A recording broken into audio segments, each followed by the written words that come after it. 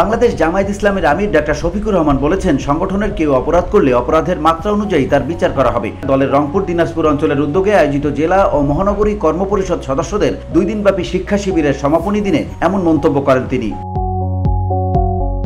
অনুষ্ঠানে প্রধান অতিথির বক্তব্যে জামায়াত আমির বলেন, বুঝে শুনে জনশক্তিকে পরিচালনা করতে হবে। ব্যক্তি নিজেকে পাহারা দেবে, সংগঠন সবাইকে পাহারা দেবে। সব ইসলামী দল ও শক্তির সাথে যোগাযোগ বৃদ্ধির পাশাপাশি সম্পর্ক সুদৃঢ় করার উপর গুরুত্ব আরোপ করে তিনি বলেন, ইখলাসের সঙ্গে দ্বীনের কাজ করতে হবে, অর্পিত সাংগঠনিক দায়িত্ব সঠিকভাবে পালন করতে হবে। বসুন্ধরা, উত্তরা, বনশ্রী, কুড়িল ও বাড্ডা সহ রাজধানীর বিভিন্ন স্থানে অভিজাত ও অত্যাধুনিক মানের ফ্ল্যাট কেনার এক নির্ভরযোগ্য প্রতিষ্ঠান প্লেজেন্ট প্রপার্টিজ লিমিটেড। তাই আপনার স্বপ্নের আবাসনের জন্য আজই যোগাযোগ করুন। Pleasant properties limited, where destiny matches eventually.